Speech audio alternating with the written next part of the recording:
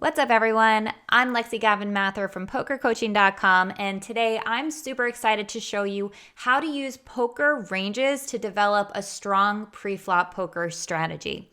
So thinking in terms of ranges is essential to the success of your poker game. You simply can't put your opponent on one specific hand. If you find yourself making decisions based on one specific hand, putting your opponent on one hand that they can have, then you're probably doing it wrong. But don't feel bad because we've all been there, we've all done it.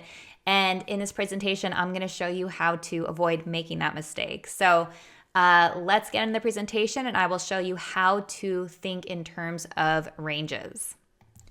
So for those of you who don't know, what is a poker hand range? Well, a range is a collection of hands that a particular player can have in the hole based on their actions and their tendencies. As the hand progresses, you should narrow down your opponent's range and go through each player at the table by considering their betting actions, their bet sizes, player tendencies. For example, have they been drinking that night? Have they been pretty tight? And also various tells. Do they look nervous? Do they look comfortable? So there's a lot of different factors that can help you narrow down your opponent's range.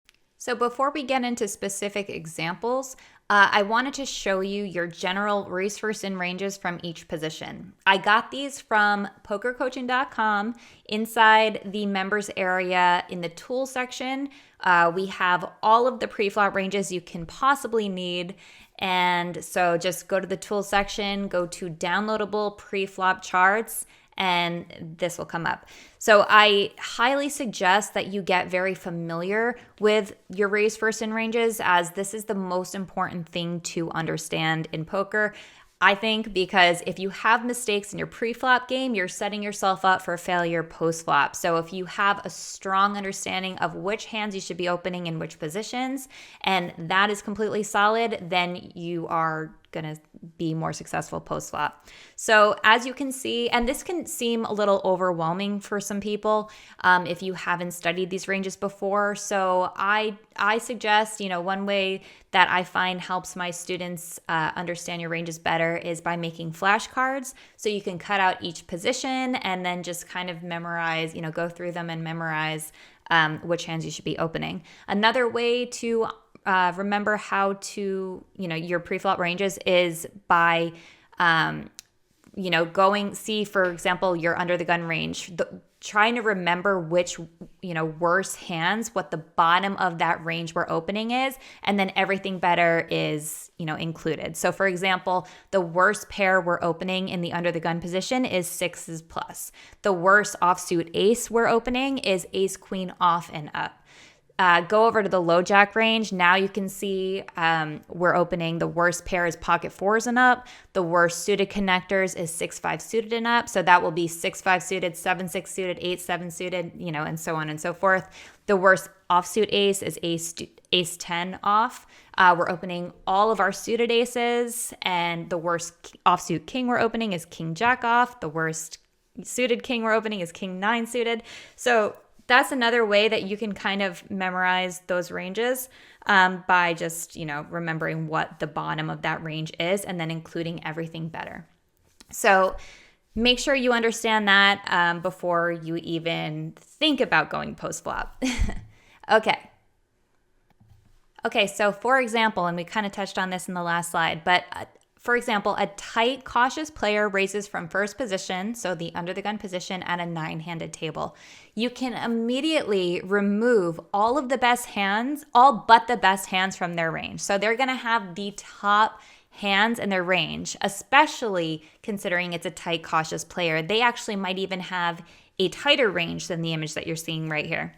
So you can assume that they probably use some sort of strategy like this.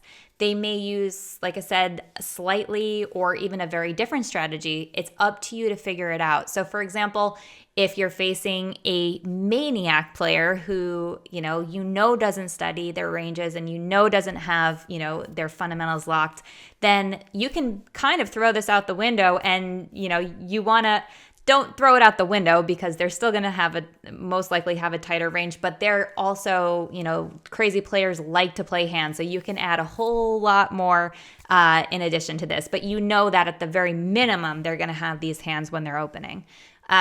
So it's really important that you develop reads on your opponents so that you can figure out how to narrow their pre-flop ranges. And one exercise that I really like to do is when I sit down at the table, before I even do anything, I make sure to look at each one of my opponents and just see if I can notice any kind of tells right off the bat. So for example, if I'm sitting at a cash game and I see a player with piles and piles of chips and they're all unorganized and they're just kind of like, it looks like chaotic, then I kind of assume that they might be on the looser, more wild side, as opposed to somebody who is sitting with a very neat stack, or maybe they've turned all of their chips in the same direction. Those types of players, I kind of right off the bat assume that they might be tight. So you want to make these reads and then let them prove you wrong. Let them show you otherwise, and then tweak your reads and your tells on them. Okay. So we got this. So going into the next slide, again, you just want to assign reasonable ranges until you know your opponents well. Like I said, presume that they're playing reasonable pre-flop ranges until they prove you otherwise. As you learn more about your specific opponent, you can adjust the ranges you assign.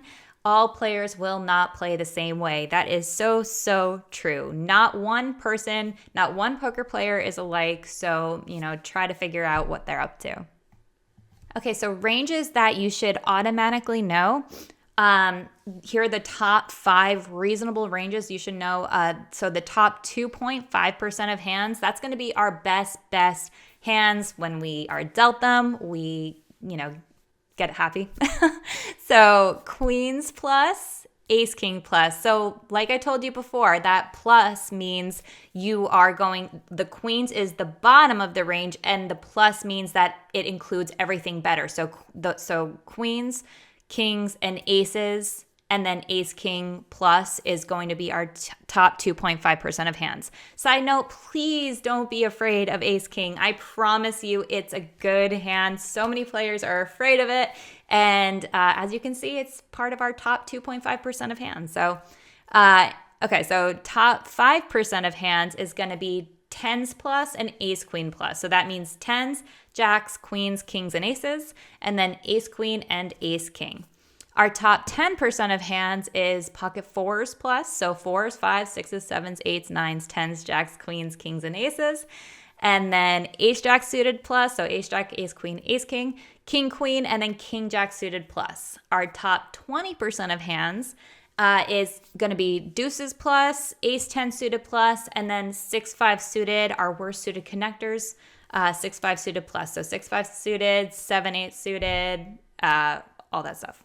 6-5 suited, 7-6 suited plus. Okay, top 33% of hands, deuces plus, ace 7 suited plus, ace deuce suited plus, 10-9 plus, ace king 8 suited plus, jack 8 suited plus, and 4-3 suited plus. So try to, if you've played with like an equity calculator and the slider thing, you can just kind of like picture sliding the bar to the right, and then it adds more and more ranges. Sorry if you don't know what I'm talking about, but okay. Actually, instead of confusing you, why don't I just show you? So here is a card matrix. You can see here on the bottom here, I can select and drag the cursor to the right, and then it just adds, the percent of range of the hands within that range. Side note, if you haven't played with this at all, like Poker Cruncher or Equilab, highly recommend you work with this. Again, we also have this on pokercoaching.com, so make sure to go over and check that out. You can make your own ranges, and it's just really important to understand how to use. Okay, so ranges change later. So ranges change as the hand progresses based on the board's texture, the action your opponent takes, and your opponent's tendencies. Some players use logical GTO strategies, others make seemingly random plays. Be careful assigning very specific ranges post-flop because you will not know how your specific opponent plays. So, for example, say cutoff opens and big blind calls, and the flop is 10, 8, 5, rainbow. And the cutoff, the original raiser, checks and does not elect to c-bet the flop. You can probably take 6, 7 out of their range, which would be an open-ended straight draw, because you can assume they're going to be c-betting their open-ended straight draw on a 10, 8, 5. So that's one way to kind of narrow down your opponent's range. Okay, so let's look at another example. So a tight, cautious player raises from first position on a 9-handed table. You call from the big blind and the flop comes king 6, 2. You check and your opponent bets. You presume they would bet with their entire range, right? So you call. The turn is the 8. If you know your opponent will bet the turn with top pair and, better with top pair and better and check everything else, you can play perfectly. If they check turn, you can bluff the river if they will fold worse than top pair. So if they check the turn, you can remove aces, kings, eights, sixes, ace, king, king, queen, and king, jack suited from their range, right? And if they bet, you can remove all the weaker portion of their range. So it's important to note that this is a super straightforward strategy, and poker usually won't be that easy. You can use, a GTO solver to see how more balanced strategies would work, as well as the correct counter strategies. So make sure you practice. In every hand that you play, put your opponents on ranges, even hands that you don't play. It's a really good exercise to just sit back and watch the play at the table. Try to assign ranges to all opponents, and hopefully it goes to showdown so you can check to see if you were right or wrong. Make it a puzzle that you enjoy solving. Eventually, putting players on ranges will become routine. So with lots of practice, you'll become excellent at reasonably narrowing your opponent's ranges, allowing you to make better decisions. All right, guys, I hope you enjoyed this presentation.